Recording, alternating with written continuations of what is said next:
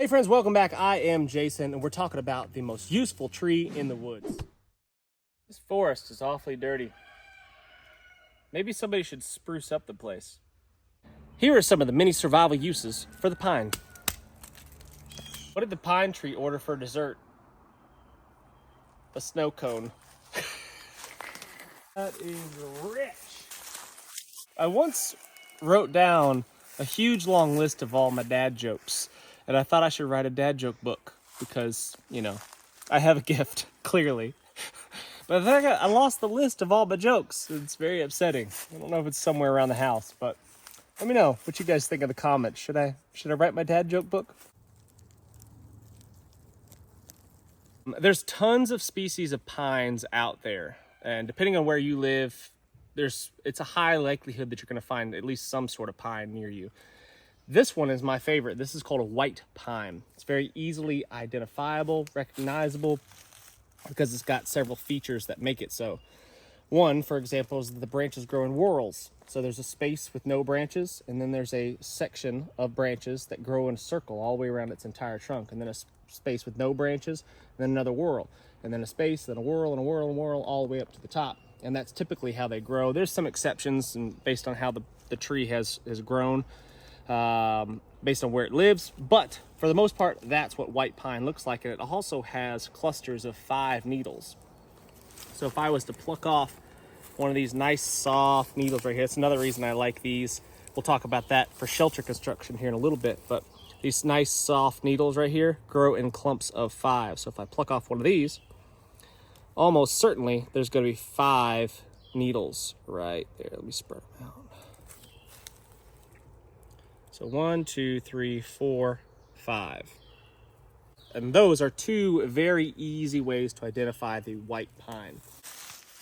One of the first uses that we could talk about is pine needle tea. And all you really got to do is grab a clump of pine needles like that, a little more. I'd probably actually get about, let's say at least that much right there for 1 cup of tea. And what you'd want to do is you'd want to boil some water, then take the water off of the heat, stick this in there and cover it and let it steep for, let's say, 5 to 10 minutes. And that's going to release all the goodness from those pine needles in there. One of those benefits of pine needle tea is that it's really, really high in vitamin C. And if you're feeling low, you got a weakened immune system or not, and you just want to kind of be ahead of the game, pine needle tea is excellent. And I actually think it tastes quite well. White pine is my favorite, though. I've tried it with other pine species, and white pine is definitely not sweet, but it's definitely got a more appealing flavor to it. If I was in a wilderness setting and I needed to improvise some sort of container or bowl, white pine bark is some of the easiest that I've found to work with. And in this late spring, early spring actually, to early summer, it's really quite pliable and easy to slip off of the tree. So what I would do is I would cut a full circle all the way around here and all the way around here between those whorls. We don't want the holes in the bark if you're trying to make some sort of container, obviously. And then I would split it down the middle, and then I could peel all of that bark all the way around the entire girth of the tree. This would kill the tree, of course, but if I was trying to make some sort of bark bowl, this would be the ticket right here. And I've shown that in other videos, and we'll clip in some footage of me doing that. That way I don't have to kill another tree. The reason you want to do something like that is so you can potentially maybe boil some water in a container using stones, hot stones out of the fire. Because some people will say, oh, why don't you just make a burn bowl or a dugout bowl or something like that, or just carve one out of a piece of wood. You could do that, but man, it takes forever. I can have a ready to rock bowl that is capable of boiling water in, and I would say, 10 minutes at most, start to finish, from collecting it right here, getting the corners pinched together, and are ready to go, basically, water reservoir.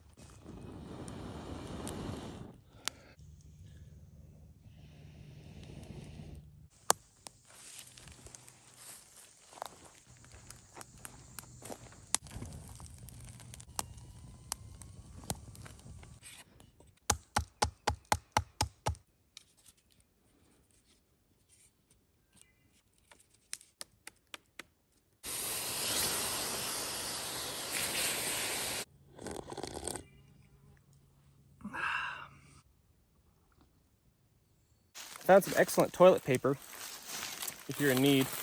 Pine cones also can offer pine nuts. And that is oftentimes what you'll see squirrels chewing on when they're plucking apart these pine cones. They're getting inside there and they're pulling out the pine nuts.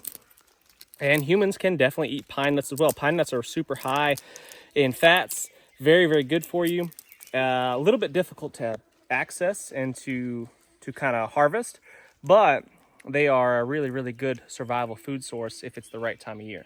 So when we talk about fire starting, pine, white pine, really any of the pines are really, really great at getting your fire started. Not necessarily the fuel that you'd want for an extended fire. You don't want to cook over it per se because it can make your food taste a little bit bad because of the pine sap, the resin that's in there. But because of that resin, that's the magical stuff right there. It is so flammable. This right here is a stump from an old pine tree, and it's been here for a long time. And the reason it's still here is because it's preserved with all of the pine resin that is in this thing. So if I crack open a piece of this, perhaps, or maybe just shave off a little bit right there. Yeah, there we go. Look at that. See how shiny that is, and that amber kind of color? And you can't smell this. And really, neither can I, because I've been sick.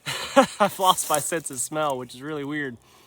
But trust me, this smells like pine sap, like pine resin, a really, really strong scent, and that makes it extremely flammable. So if I was to pull this out, I'm not going to. I'm going to leave it here, I think. You know what? No, I'm going to show you what it looks like. It looks like that. But if I was to cut a cross section into this, and it would be this really dark, rich amber color, and it would burn for days. If I threw this on the fire as is, that thing would burn so hot. It's such a really bright flame. Black smoke would be pouring off of it, and this would burn for hours. It's pretty amazing stuff. This is called fatwood or lighter knot. There's lots of names for it. Bush cat makes her appearance as usual. Kitty, kitty. So this huge big chunk of lighter knot right here is a great resource, and if you know what you're looking for, you got a keen eye. Actually, it's not really that hard to spot them, but if you find a stump like this, just investigate a little bit, do a little carving off on the side of it, and see if you've got something. So you got some pure gold right here. This stuff would start 1,000 fires, just a small piece of it, just some small shavings or scrapings even. If you have a ferro rod, right, and maybe you don't have an open flame, you just make some shavings like that. Hello, bush cat. How easy there, kitty. Really getting after it. Poke her eye out. Before I forget, guys, this is the On3 EDC primitive right here. We've made a couple of changes to the original On3 EDC because a lot of people like the nostalgic, old school type feel. It's got a Scandinavian grind in there for really, really fine woodworking carving type tasks. Really good for carving, actually. And it's got a natural cordage handle wrap on there. And the only difference between the one that you would receive and the one that I'm holding right here is that there would be a snap right here on the belt loop to make it easier on and off your belt. Really nice little package. I've been enjoying carrying it around. It is very cool. Classic.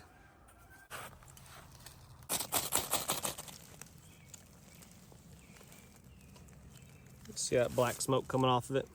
Those are just a few scrapings with my knife, back of my knife. That lights up really easy, really, really fast. So you could imagine how much fire potential is in this whole stump right here.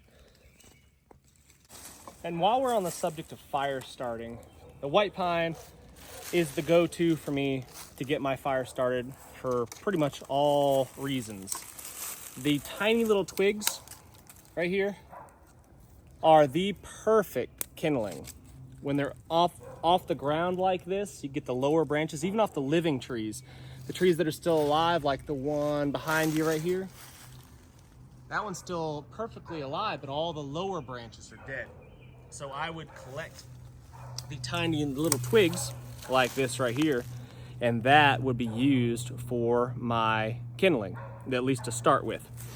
And then Now let's say I didn't have some sort of means of starting a fire and I needed to go to a friction fire. Now let's say I didn't have some sort of means of starting a fire and I needed to go to a friction fire. This is what I would want in this area as well. White pine I have found in my area to be the best, the easiest source of friction fire. What I would take is I would take a section between the whorls like this right here, cut that off with a saw or axe or knife or whatever. I've actually just done it with my hands before, and I've busted it on trees and between trunks and stuff, and then cut it down to make my hearth board, to make my spindle, both out of the white pine. And it works really quite well because it's a very light, very low density wood, and it combusts pretty fast. So anywhere that a pine tree is damaged, it's going to bleed, it's going to leak its sap. And pine sap is pretty cool because, like we talked about, it's flammable. It could be in its liquid form like this, where it's fresh out of the tree. It's still flammable, just like that right there, but messy and difficult to deal with. And that's kind of why I prefer the fatwood, the lighter knot, because it's just easier to store and keep in your pack and stuff.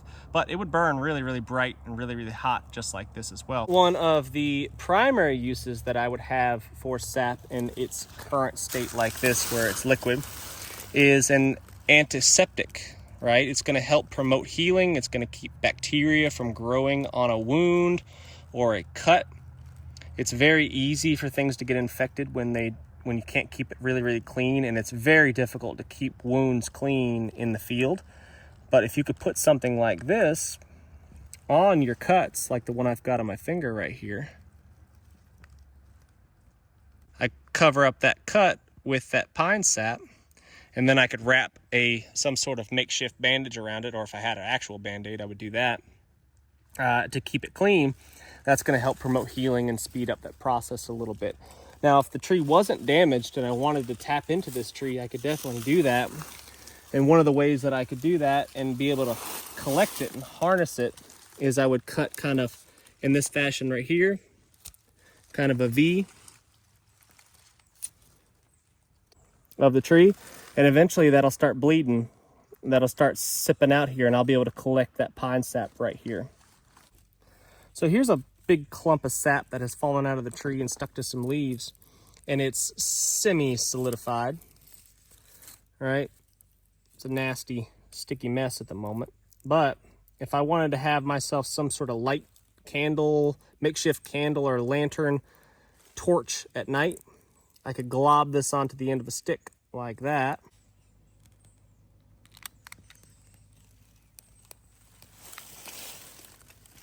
Lights up fast, lights up easy, and it burns really bright, burns for a long time. You just gotta be careful because it does drip, and it will drip on you and burn the crap out of you.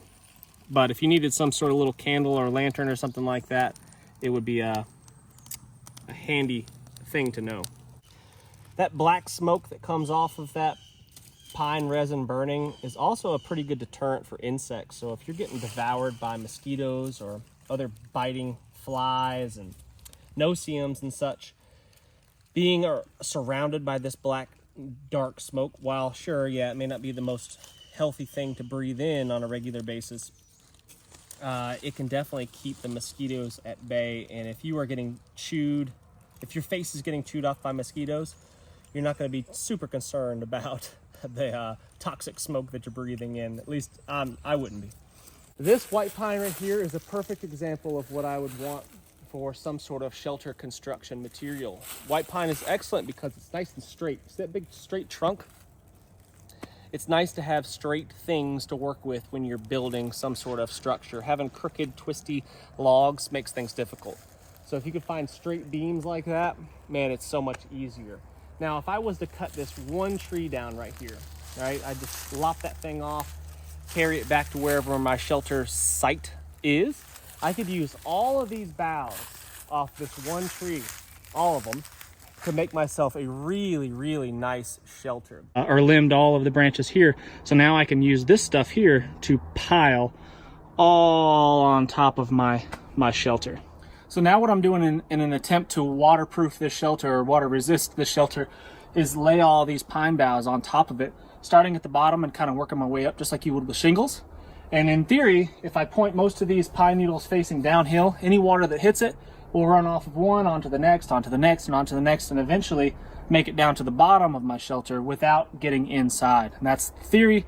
It won't be perfectly waterproof, but if I can get this thick enough and lay the pine needles in a downward direction, it should be fairly watertight. It may not be quite enough to do a really, really good thatched roof to be watertight, but it's definitely enough to make myself a really nice mattress. And if I was going to want to sleep on something out here that I had to make, the white pine's hard to beat. This stuff is nice and soft. It's cushy. The branches are supple and springy. And this is what I would make my mattress out of. And I'll show you what I would look like on a small scale. So now, if I didn't want to kill this entire tree, I could just take the branches that I could reach, obviously, from the surrounding areas. But again, in the survival situation, I'm not super concerned about killing a couple trees. I'm concerned about the forest not killing me. So on a really small scale, if I was going to make a mattress, and let's say this is where I was going to sleep, right? I would take a couple larger branches, right? Just imagine these logs were as tall as me and about as big around as my arm, give or take. I would lay them about shoulder width apart, my shoulder width apart, right there. And then I would lay in some smaller rungs on a ladder, basically. And I would lay them in like this, using all this same material right here. This is a mini version of what I'm talking about. You would do this on a man-size scale. I would lay in the rungs of my ladder, and I would do that all the way to where they were touching each other like that. So really close. But that would be uncomfortable to lay on. So what would I do after that? Then I would take all these leafy boughs like this. Exactly this size right here is perfect because it's nice and springy and soft. And then I would start just interweaving them, right? Again, micro scale. I would stick the pointy ends into the ground like that, or in between those logs, at just irregular, random kind of angles. And eventually, what I would end up with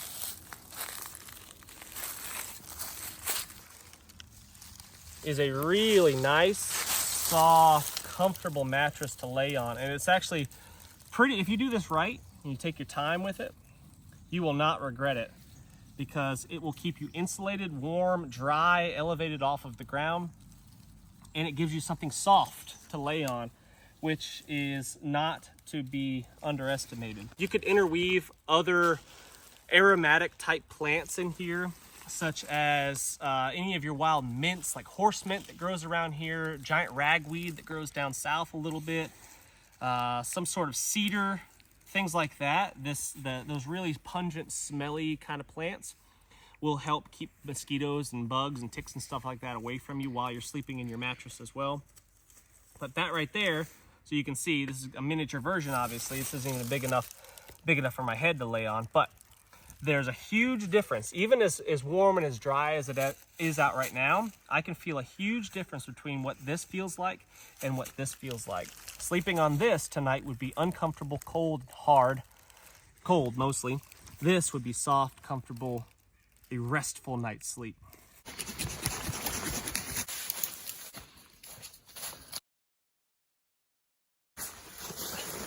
And laying on this, I am inches off of the ground.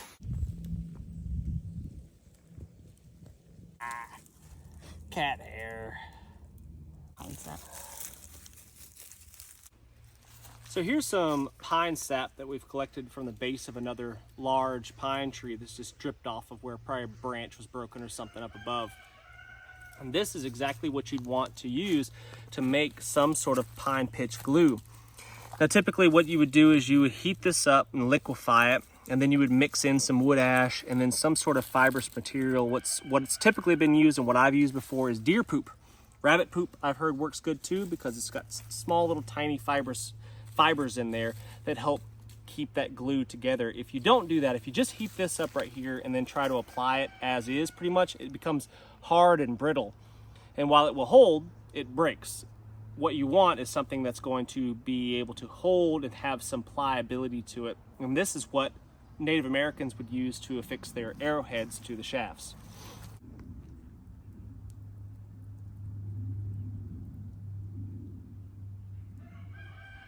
Why was the pine tree so sad? Because I told it a sappy story. You're good.